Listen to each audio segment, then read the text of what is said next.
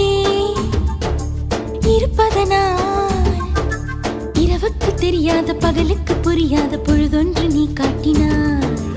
இதயத்தில் நீ இருப்பதனால் நான் தூங்கும் நேரத்தில் என்னுள்ளே தூங்காமல் நெஞ்சுக்குள் வாயாடினாய். கண்ணாடி நீ கடிகாரம் நான் உன்னுள்ளே ஓடோடி வாழ்வே.